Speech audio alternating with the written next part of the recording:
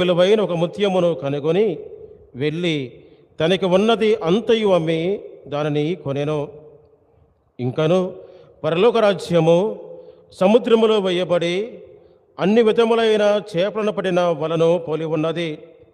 వల నిండినప్పుడు దానిని ఒడినకు లాగి అసలు కూర్చుండి మంచి చేపలను బుట్టలో వేసి పనికిరాని వారిని పారవేయుదురు.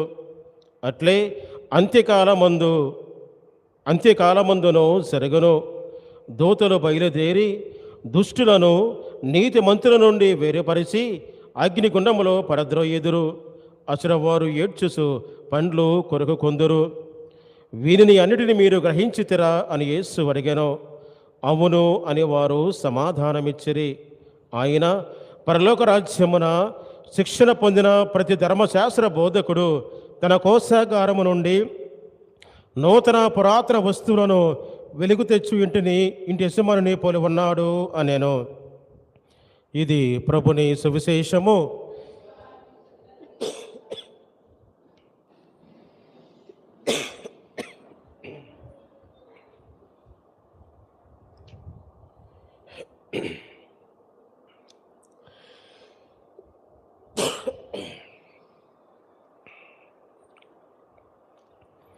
Praise the Lord. Praise the Lord. Praise the Lord. Praise the Lord. Praise the Lord. Praise the Lord. Praise the Lord. Praise the Lord. Praise the Lord. Praise the Lord. Hallelujah. Hallelujah. Hallelujah. Hallelujah. Hallelujah. Hallelujah. Hallelujah. Hallelujah. Hallelujah. Hallelujah. Hallelujah. Hallelujah. Hallelujah. Hallelujah.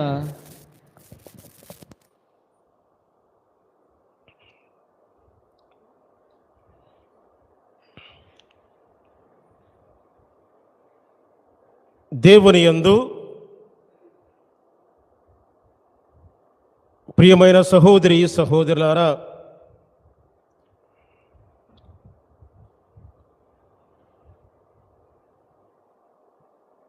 మనము ఎన్నుకున్న దానిని బట్టే మన జీవితము అనేది ఆధారపడుతుంది. నీవు ఎన్నుకున్న మార్గాన్ని బట్టి, నీవు ఎన్నుకున్న జీవితాన్ని బట్టి,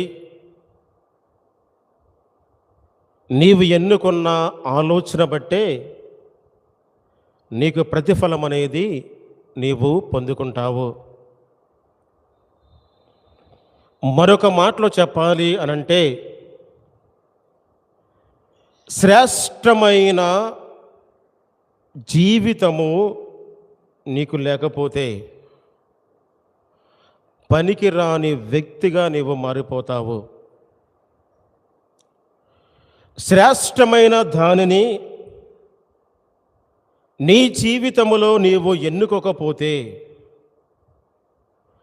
పనికిరాని వ్యక్తిలాగానే నీవు మిగిలిపోతావు. శ్రేష్టమైన దానిని ఎన్నుకోవాలి అనంటే అంత సులువైన మార్గము కాదు. ఎందుకు అనంటే, శ్రేష్టమైన దానిని మనము ఎన్నుకోవాలి అనంటే మనకి దైవ జ్ఞానము కూడా మనకి ఎంతో అవసరము. దైవ జ్ఞానము లేనిదే శ్రేష్టమైనది మన జీవితంలో మనము ఎన్నుకోలేము. దేవుని యందు ప్రియమైన సహోదరి సహోదరులారా, ఈరోజున మనమంతా కూడా సంతోషముగా ఉండాలి, ఆనందముగా ఉండాలి, శాంతి సమాధానము కలిగి ఉండాలి, సమస్యలు పోవాలి అని ప్రతి ఒక్కరు కూడా అనుకుంటారు.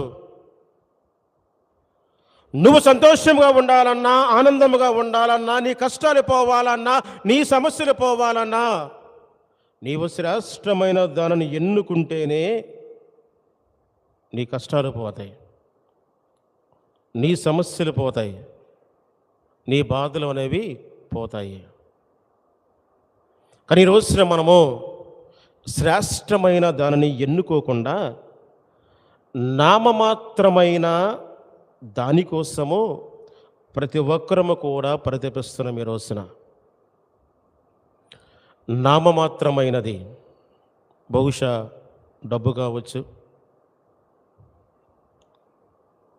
సంపదలు కావచ్చు, ఆస్తులు కావచ్చు, అధికారమే కావచ్చు, బంధుత్వమే కావచ్చు, ఈ లోకపరమైన సంతోషమే కావచ్చు. ఇవన్నీ కూడా నామమాత్రమైనవి. ఈ నామమాత్రమైన వాటి కోసమే మనం ఎక్కువ సమయాన్ని మనం కేటాయిస్తున్నాం ఈ రోజున. శ్రేష్టమైన దాన్ని వదిలివేసి నామమాత్రమైన సంతోషము కోసము, నామమాత్రమైన ఆనందం కోసము ఈ రోజున మనము పరితపిస్తున్నాం. అందుకని పునీత పౌలు గారు అంటారు, శరీరానుసారంగా జీవించేవారు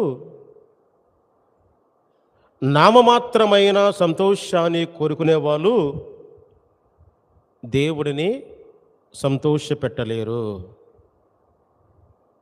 శరీరానుసారంగా జీవించేవారు ఎప్పుడు కూడా దేవుడిని సంతోషపెట్టలేరు. దేవుని ప్రియమైన సహోదరి సహోదరులారా, ఈనాటి మొదటి పట్టణంలో మనమంతా కూడా విని ఉన్నాము. సొలొమోను మహారాజు ఇశ్రాయేలు ప్రజల్ని సుమారుగా 35 సంవత్సరాల పాటు ఆయన పరిపాలించాడు. తనకి అధికారము ఉంది, పేరు ప్రఖ్యాతులు ఉన్నాయి, హోదా ఉంది, పలుకుబడి ఉంది, సేవకులు ఉన్నారు, ఆయనకు అన్నీ కూడా ఆయనకు ఉన్నాయి. కానీ దేవుని ప్రజలను నడిపించాలంటే దేవుడే దిగి రావాలి అనేది ఆయన ఆలోచన. దైవ సంఘాన్ని, దైవ ప్రజల్ని నడిపించాలంటే దేవునికి మనస్తత్వం కలిగి ఉండాలి, దేవుని ఆలోచన కలిగి ఉండాలి. దేవుని ఆలోచన లేకపోయినా, దేవుని మనస్తత్వం లేకపోయినా దైవ ప్రజలని దైవ మార్గములో మనము నడిపించలేమన్న విషయము సొలొమోను మహారాజు తెలుసుకున్నాడు. ఈ ప్రజల్ని ఎలాగ పరిపాలించాలి, ఎలా నీతివంతముగా ఉంచాలి, ఎలా పవిత్రముగా ఉంచాలని ఆలోచన చేస్తూ చేస్తూ చేస్తూ తను నిద్రిస్తున్న సమయంలో అతని స్వప్నములో అంటే కలలో దేవుడు అతనికి దర్శనమిచ్చాడు. దర్శనమిచ్చి ప్రభు అడిగారు, నీకేమి కావాలో కోరుకోమన్నాడు. నీకేది ఇష్టమో కోరుకోమన్నాడు. అప్పుడు సొలొమోను మహారాజు ఆయుష్ని కోరుకోలే, సంతోషాన్ని కోరుకోలే, డబ్బును కూడా కోరుకోలే, హోదాను కూడా కోరుకోలే, అధికారాన్ని కూడా ఆయన కోరుకోలేదు. ఆయన ఒకే ఒక మాట అన్నాడు, ప్రభువా నీ జ్ఞానాన్ని నాకు ఇవ్వండి. Praise the lord, praise the lord, praise the lord, praise the lord. ఎందుకు దైవ జ్ఞానాన్ని కోరుకున్నాడు అంటే, దైవ జ్ఞానము సముద్రము లోతు కంటే ఎంతో లోతైనది. దైవ జ్ఞానము నిగూఢ రహస్యాన్ని కూడా తెలుసుకోగలుగుతుంది. దైవ జ్ఞానము సమస్తాన్ని కూడా అర్థం చేసుకుంటుంది. దైవ జ్ఞానముతో ఓర్పు కలిగి ఉంటాము, సహనము కలిగి ఉంటాము, క్షమాపణ కలిగి ఉంటాము, ముందు చూపు కలిగి ఉంటాము, ఆదర్శముగా ఉంటాము దైవ జ్ఞానముతో. సొలొమోను మహారాజు ఈ దైవ జ్ఞానాన్ని కోరుకున్నాడు. ప్రభువా నాకేం అవసరం లేదయ్యా, నీ ప్రజల్ని పరిపాలించాలంటే నా శక్తి నాకు సరిపోదు, నీ ప్రజలకు రాజుగా ఉండాలంటే నా తెలివి నాకు సరిపోదు, నాకు నీ జ్ఞానము కావాలని కోరుకున్నాడు. ఇక్కడ సొలొమోను మహారాజు దృష్టిలో శ్రేష్టమైనది ఏమిటి అని అంటే దైవ జ్ఞానం. అతనికి తన జీవితంలో శ్రేష్టమైనది దైవ జ్ఞానం సొలొమోను మహారాజుకి. ఈ రోజున మన జీవితంలో నీకు శ్రేష్టమైనది ఏమిటి? నీ కుటుంబాన్ని పరిపాలించడానికి నీకు డబ్బు కావాలా?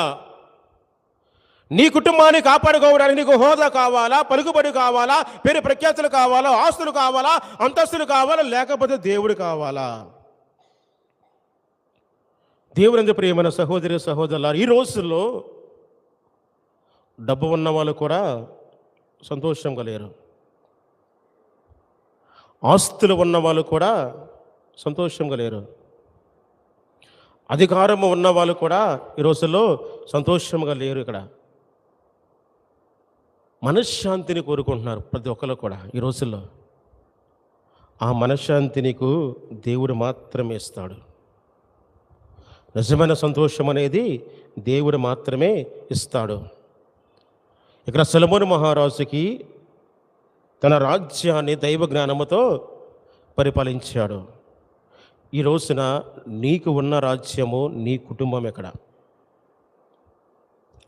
ప్రతి ఒక్కరికి కుటుంబం అనేది ఉంది. నీ కుటుంబాన్ని పరిపాలించడానికి నీకు ఏది అవసరం? దేవుడు కావాలా? డబ్బు కావాలా? ఆస్తులు కావాలా? అంతస్తులు కావాలా? పలుకుబడి కావాలా? డబ్బు ఉన్న కుటుంబాలు గొడవలు కలిగి ఉంటారు ఎక్కడైనా సరే. సర్వ సంపదలు బహు సంపదలంట అనేక కష్టాలను తీసుకుని వస్తుందని ఉపదేశకుడు మనకు చెప్తున్నాడు. ఇక్కడ సంపదలు ఉన్న చోట కష్టాలు ఎక్కువగా ఉంటాయంట. అధికారం నిమిత్త మాత్రమైనది. కానీ మనం ఏం చేస్తున్నామంటే తాత్కాలికమైన సంతోషం కోసం మనం వెతుకుంటున్నాం. ఈ రోజున నీ కుటుంబానికి ఈ రోజున శ్రేష్టమైనది ఏమిటంటే దేవుడు. ఈ రోజున ఆ దేవుడిని నీ కుటుంబానికి నువ్వు ఇవ్వు. క్రీస్తు ప్రభువుని నీ కుటుంబానికి ఇవ్వు. ఎందుకంటే ప్రభు అంటున్నారు, నేను లేక మీ జీవితంలో మీరు ఏమి కూడా మీరు చేయలేరంట. క్రీస్తు ప్రభు లేకుండా మన జీవితంలో మనం ఏది కూడా మనం చేయలేం. ఇక్కడ సామెతల గ్రంథము 16వ అధ్యాయము 1వ వచనము. సామెతల గ్రంథము 16వ అధ్యాయము 1వ వచనము. నరుడు పథకములను సిద్ధము చేసుకోవచ్చునుగాక, కానీ ఆఖరికి దీవించే వ్యక్తి ఎవరో? దేవుడు మాత్రమే. నీ కుటుంబంలో నీవు ఎన్ని అనుకున్నా సరే, చాలామంది కూడా అనుకుంటూ ఉంటాం, అలా జరగాలి, ఇలా జరగాలి, అలా ఉంటే బాగుంటుంది, ఇలా ఉంటే బాగుంటుంది, నేను అనుకున్న జరగాలని మనం భావిస్తూ ఉంటాం. మంచిదే. కానీ అవన్నీ నెరవేరాలంటే ఎవరు ఉండాలంట? దేవుడు మనతో ఉండాలి. క్రీస్తు ప్రభువు మనతో ఉండాలి. క్రీస్తు ప్రభు మనతో ఉంటే నీకు సమస్తము కూడా సాధ్యమే. సొలొమోను మహారాజుకి తన జీవితంలో శ్రేష్టమైనది దైవ జ్ఞానము. మన జీవితానికి, నీ జీవితానికి, నా జీవితానికి, ప్రతి ఒక్కరి యొక్క జీవితానికి శ్రేష్టమైన వ్యక్తి ఎవరంటే అది క్రీస్తు ప్రభువై ఉండాలి. అది పునీత పౌలు గారు అంటారు, జీవించిన మరణించిన నేను క్రీస్తు కోసమే జీవిస్తాను, క్రీస్తు కోసమే నేను మరణిస్తాను అని పునీత పౌలు గారు చెప్తున్నారు. నా దృష్టిలో శ్రేష్టమైన వ్యక్తి శిలువలో మరణించిన క్రీస్తు ప్రభువు అని పునీత పౌలు గారు చెప్తున్నారు. ఈ రోజున మన కుటుంబానికి కూడా, మన జీవితానికి కూడా, నీ వ్యక్తిగతమైన జీవితానికి కూడా కావలసిన వ్యక్తి ఎవరో? క్రీస్తు ప్రభువు మాత్రమే. క్రీస్తు ప్రభువు నీతో ఉంటే నిన్ను ఎవరు ఎదిరించలేరు, నిన్ను ఎవరు ఓడించలేరు, ఏ హాని కూడా నీ దరికి చేరదు. క్రీస్తు ప్రభువుతో మనం సమస్తాన్ని కూడా మనము సాధించగలుగుతాము. దేవుని ప్రియమైన సహోదరి సహోదరులారా, మరి ఈ రోజున దేవునికి ఎంత ప్రాముఖ్యత మనం ఇస్తున్నాం? ఈ రోజున 10 ఆజ్ఞలో మొదటి ఆజ్ఞ ఏంటి? నేను తప్ప మీకు వేరొక దైవము ఉండకూడదు. సర్వేశ్వరుని మాత్రమే మనము ఆరాధించాలి. సర్వేశ్వరుని మాత్రమే నువ్వు ఆరాధించాలి. నేను తప్ప మీ జీవితంలో మీకు వేరొక దైవము ఉండకూడదు. కానీ ఈ రోజున మనం ఏం చేస్తున్నామంటే ఈ తాత్కాలికమైన సంతోషము కోసము, తాత్కాలికమైన ఆనందము కోసము మనమంతా కూడా ప్రతిపించి శ్రేష్టమైన జీవితాన్ని మనము వదిలివేసుకుంటున్నాం. ఈ రోజున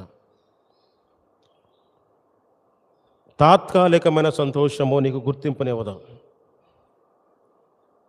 తాత్కాలికమైన ఆనందము నిన్ను రోడ్డును పాలన చేస్తుంది. శ్రేష్టమైనదే నీ జీవితానికి గుర్తింపునిస్తుంది. పునీత పౌలు గారు ఒక చక్కని మాట చెప్తారు. ఆయన చూడండి, పునీత పౌలు గారు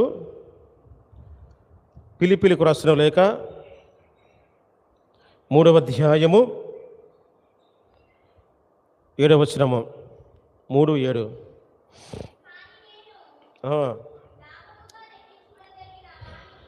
నేను లాభముగా లెక్కించుకొనదగిన వానిని అన్నిటినీ క్రీస్తు కొరకై ఈ రోజున నష్టముగా నేను పరిగణిస్తున్నాను. పునీత పౌలు గారు అంటున్నారు, ఒకప్పుడు నేను డబ్బు లాభం అనుకున్నా, అధికారము లాభం అనుకున్నా, ఆయుష్ లాభం అనుకున్నా, స్నేహితుల లాభం అనుకున్నా, నా కుటుంబము లాభం అనుకున్నా.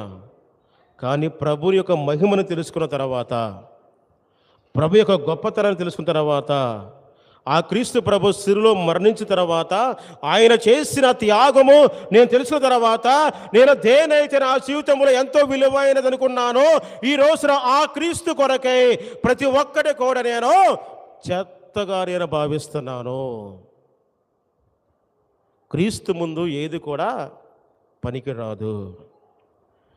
యెషయా గ్రంథంలో ప్రభు అంటారు ఒక మాట, ఏమంటారంటే, నన్ను నీవు ఎవరితో పోలుస్తావు? నన్ను నీవు ఎవరితో పోలుస్తావు? నన్ను నీవు దేనితో పోలుస్తావు?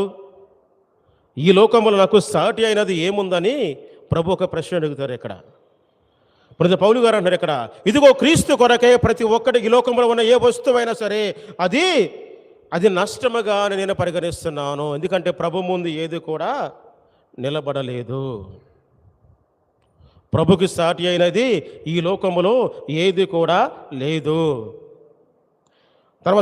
తర్వాత వాణ్ణి మాత్రమే గాక అంతకంటే అధికమైన విలువగల దానికై అనగా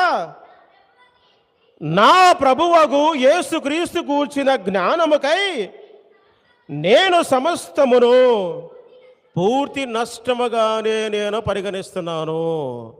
ప్రభు యొక్క జ్ఞానము కోసము ఈ లోకపరమైన జ్ఞానం పూర్తి నష్టముగానే నేను పరిగణిస్తున్నాను. తర్వాత చదువునమ్మా. ఆయన కొరకై ప్రభు కోసమే నేను సమస్తాన్ని కూడా వదిలివేసుకున్నా. ఎందుకంటే నా జీవితంలో శ్రేష్టమైన వ్యక్తి ఎవరో? క్రీస్తు ప్రభువు. ఆ క్రీస్తు ప్రభు కోసము నేను సమస్తాన్ని కూడా వదిలివేశాను.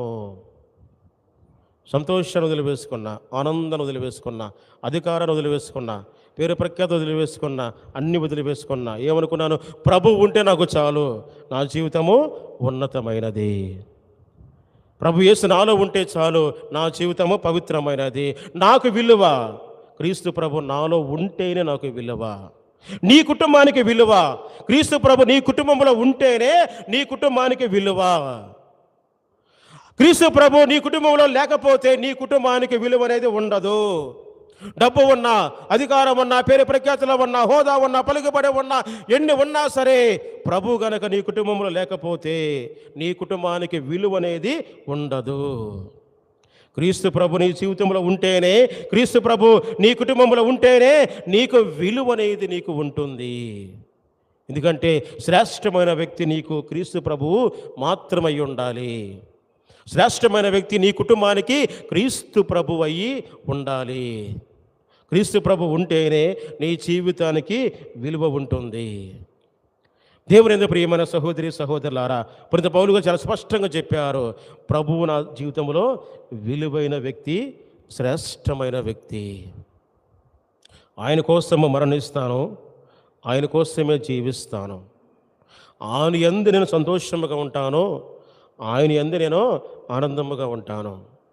నేను దేనికి భయపడను, విశ్వాసంతో ప్రార్థన చేస్తాను. ప్రభు నాకు శక్తినిస్తాడు, బలమునిస్తాడని పునీత పౌలు గారు చెప్తున్నారు. ఇదే విషయాన్ని ఈనాటి సువిశేషపట్నంలో ఇక్కడ మనమంతా కూడా ఇక్కడ విని ఉన్నాము. సువిశేషపట్నం మనం వినేమని, ఒక వ్యక్తి పొలములో పనిచేస్తున్నాడు. ఒక పొలాన్ని కౌలుకి తీసుకొని పొలంలో తాను పనిచేస్తున్నాడు. పనిచేస్తూ ఉంటే పొలంలో తనకి విలువైన వస్తువు అనేది అతనికి కనిపించింది. విలువైన వస్తువు అతనికి కనిపించింది. ఆ వస్తువుని స్వాధీనం చేసుకోవాలంటే ఆ పొలాన్ని కూడా స్వాధీనం చేసుకోవాలి. ఈ పొలంలో పనిచేసే వ్యక్తి ఏం చేశాడు, తన దగ్గర ఉన్న డబ్బు మొత్తాన్ని కూడా తీసుకుని వచ్చి ఆ పొలాన్ని కొని, ఆ పొలాన్ని స్వాధీనం చేసుకున్న తర్వాత ఆ పొలంలో ఉన్న నిధిని తన సొంతము చేసుకున్నాడు. ఇక్కడ అతని దగ్గర డబ్బు ఉంది, తన దగ్గర ఆస్తులు ఉన్నాయి, తనకి పేరు ప్రఖ్యాతులు ఉన్నాయి, తనకి అధికారం కూడా ఉంది. కానీ ఇవన్నీ కూడా ఈ వస్తువు కంటే విలువైనవి కావు అతనికి. ఇవన్నీ కూడా తన దగ్గర ఉన్న వాటికంటే విలువైనవి కావు. ఇక్కడ ఏం చేశాడు, ఈ వస్తువు ఉంటే ఇంకా నాకు పేరు ప్రఖ్యాతులు వస్తాయి, ఈ వస్తువు ఉంటే ఇంకా నేను సంతోషంగా ఉంటాను, ఈ వస్తువు నా దగ్గర ఉంటే ఇంకా నేను బాగుంటాను. ఆ వస్తువును సంపాదించుకున్నాడు. అతనికి వస్తువు ఏంటి అక్కడ, క్రీస్తు ప్రభువు. అతనికి ఏంటి, క్రీస్తు ప్రభువు. ఆ క్రీస్తు ప్రభువు నాతో ఉంటే నేను సంతోషంగా ఉంటాను. క్రీస్తు ప్రభు కోసము సమస్తాన్ని కూడా వదిలివేశాడు ఆయన. క్రీస్తు ప్రభుని కోసము సమస్తాన్ని కూడా త్యజించాడు అతను. క్రీస్తు ప్రభువుని తను సంపాదించుకున్నాడు. ప్రభు రెండవ ఉదాహరణ చెప్పాడు. రెండవ వ్యక్తి ఎవరు, ఆనిముత్యములు అమ్ముకునే వ్యక్తి.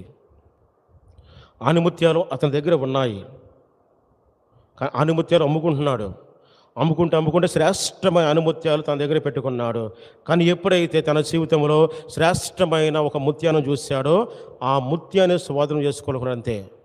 తన దగ్గర 1000 ముత్యాలు ఉంటే ఈ ఒక్క ముత్యము 1000 ముత్యాలతో సమానం అతనికి, ఆనిముత్యాలతో సమానం అతనికి. ఏం చేశాడు, ఆ ఆనిముత్యాలు అన్నీ కూడా అమ్మివేసి ఈ విలువైన ఒక ముత్యాన్ని కొన్నాడు. ఆ ముత్యమే క్రీస్తు ప్రభువు. ఆ ముత్యమే క్రీస్తు ప్రభువు. దేవుని ప్రియమైన సహోదరి సహోదరులారా, క్రీస్తు ప్రభువుని మనం సంపాదించుకోవాలంటే మన హృదయంలో ఉన్న చెడు మనస్తత్వాన్ని మనము వదిలివేయాలి. శ్రేష్టమైన క్రీస్తు ప్రభువు నీ మనస్సులోకి నీకు రావాలంటే మనలో ఉన్న చెడుని మనం వదిలివేయాలి, పాపపు జీవితాన్ని వదిలివేయాలి, చెడు మనస్తత్వాన్ని మనం వదిలివేయాలి, చెడు ఆలోచనని మనము వదిలివేయాలి. ఈ చెడుని మనం వదిలివేస్తేనే శ్రేష్టమైన క్రీస్తు ప్రభువు నీ హృదయంలో నీకు వస్తాడు. అప్పుడు నీకు విలువ ఉంటుంది. నువ్వు చేసే ప్రతి ఒక్క పనిలో క్రీస్తు ప్రభు నీకు తోడుగా ఉంటాడు. బైబిల్ ఇంకా కొన్ని ఉదాహరణలు ఉన్నాయి మనకి శ్రేష్టమైనవి. తప్పిపోయిన కుమారునికి శ్రేష్టమైనది ఏంటి తెలుసా, తండ్రి ప్రేమ. ఒకప్పుడు డబ్బు కావాలనుకున్నాడు, స్నేహితులు కావాలనుకున్నాడు, సంతోషము కావాలి అనుకున్నాడు, వాడి కోసం ప్రతిపించాడు, వాడి కోసం తిరిగాడు, డబ్బును తీసుకున్నాడు, ఆస్తులు తీసుకున్నాడు, స్నేహితులు వెంటేసి తిరిగాడు, సంతోషం ఎక్కడ ఉందో వెతికాడు. ఆఖరి ఏమైంది, ఇవన్నీ వద్దు, నా జీవితానికి శ్రేష్టమైనది నా తండ్రి ప్రేమ. ఆ శ్రేష్టమైన తండ్రి ప్రేమ కోసం ఏం చేశాడు, అన్నీ వదిలివేసి తిరిగి తండ్రి వద్దకు తాను ప్రయాణమై వెళ్ళాడు. తన జీవితానికి తప్పైన కుమారుడికి శ్రేష్టమైనది తండ్రి ప్రేమ, అంటే దేవుని ప్రేమ అతనికి శ్రేష్టమైనది. అలాగే జక్కయ్యకి డబ్బు ఉంది, అధికారం ఉంది, హోదా ఉంది, అధికారులు ఉన్నారు, అన్నీ ఉన్నాయి. కానీ తన జీవితంలో ఏదో తెలియని కొరత, ఏదో తెలియని బాధ తన జీవితాంతము వెంటాడింది. ఆఖరికి కనుక్కున్నాడు, నా జీవితానికి శ్రేష్టమైన వ్యక్తి ఎవరో క్రీస్తు ప్రభు అనుకున్నాడు. నా జీవితానికి శ్రేష్టమైన వ్యక్తి ఎవరో క్రీస్తు ప్రభువు. ఆ క్రీస్తు ప్రభు కనుక నాలో ఉంటే నేను సంతోషంగా ఉంటానని ప్రభుని వెతుక్కుంటూ ప్రభుని కోసం వెళ్ళాడు. ప్రభుని సంపాదించుకున్నాడు. ఒక మాట అన్నాడు, నా జీవితంలో శ్రేష్టమైన వ్యక్తి నువ్వు ప్రభువా, నేను ఎవరికైతే అన్యాయం చేశానో దానికి 4 రెట్లు ఇచ్చేస్తానని అంత ఒక మాట చెప్పాడు. దేవుని ప్రియమైన సహోదరి సహోదరులారా, మరి ఈ రోజున నీ జీవితానికి శ్రేష్టమైనది ఏమిటి? శ్రేష్టమైన దానికోసం నీవు ఎంతగా ప్రతిపిస్తున్నావు ఒక్కసారి మీరు ఆలోచన చేయండి. తాత్కాలికమైన ఆనందం మనకొద్దు, తాత్కాలికమైన సంపదలు మనకొద్దు. ప్రభు యేసు కనుక నీ జీవితంలో ఉంటే నీకు సమస్తము కూడా సాధ్యమే. ఆ ప్రభు యేసుని మనం సంపాదించాలంటే మనలో ప్రార్థన ఉండాలి. ఏముండాలి? ప్రార్థన. నిత్యము కూడా ఎల్లప్పుడూ కూడా మనం దేవునికి ప్రార్థన మనం చేస్తూ ఉండాలి. మనం తర్వాత పవిత్రత అనేది నీలో ఉండాలి. అక్కడ పవిత్రత లేకుండా ప్రభువుని ఎవరు కూడా చూడలేరు. నిర్మల హృదయులు ధన్యులు, వాళ్ళు మాత్రమే ప్రభువుని చూస్తారు.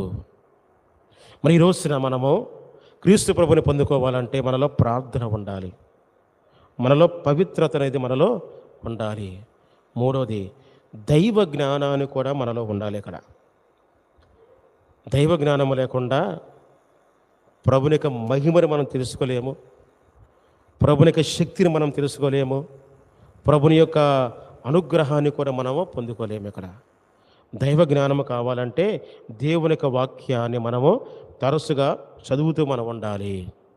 ఎప్పుడైతే దేవుని యొక్క వాక్యాన్ని దైవ జ్ఞానాన్ని పొందుకుంటావో క్రీస్తు ప్రభు నీవు సంపాదించుకుంటావు. కాబట్టి సొలొమోను మహారాజుకి శ్రేష్టమనేది దైవ జ్ఞానము, వర్తకునికి శ్రేష్టమైనది క్రీస్తు ప్రభువు, తప్పిపోయిన కుమారునికి శ్రేష్టమైనది తండ్రి ప్రేమ, జక్కయ్యకు శ్రేష్టమైనది క్రీస్తు ప్రభువు, పునీత పౌలు గారికి శ్రేష్టమైనది క్రీస్తు ప్రభువు. నీ జీవితానికి శ్రేష్టమైన వ్యక్తి ఎవరో? నీ జీవితంలో నువ్వు దేనిని కోరుకుంటున్నావు? నీ కుటుంబానికి శ్రేష్టమైనది ఏమిటి? ఒక్కసారి ఆలోచన చేసుకొని మనలో గనక లోపాలు ఉంటే, మనలో గనక తప్పిదాలు ఉంటే కనుక అవన్నీ సరి చేసుకొని క్రీస్తు ప్రభువుని నీ హృదయంలో ఆహ్వానించు, నీ జీవితంలో ఆహ్వానించు. దేవుడు తప్పకుండా మనల్ని దీవిస్తారు. పితా పుత్ర పవిత్రాత్మ నామమున పరలోకమును భూలోకమును సర్వేశ్వరుస్తున్నాను. అతని యొక్క యేసుక్రీస్తును మరి యొక్క నాథుడైన యేసుక్రీస్తును స్తుతిస్తున్నాను. ఇతడు పవిత్రాత్మ గర్భమై కన్య మరియమ్మ నుండి పుట్టెను. పొంసు పిలాతు అధికారములకు నైపాటుపడి శిలువ మీద కొట్టబడి మరణం పొంది సమాధిలో ఉంచబడెను. పాతాళమునకు దిగి 3వ నాడు చనిపోయిన వారిలో నుండి లేచెను. పరలోకమునకెక్కి సర్వశక్తి గల పిత అయిన సర్వేశ్వరుని కుడి ప్రక్కన కూర్చుని ఉన్నారు. అక్కడ నుండి జీవించు వార్లకును చనిపోయిన వార్లకును తీర్పు చేయుటకు వచ్చును. పవిత్రాత్మను విశ్వసిస్తున్నాను. పరిశుద్ధ కథోలిక సభను పునీతుల సంబంధ ప్రయోజనమును విశ్వసించున్నాను. పాపముల మన్నింపును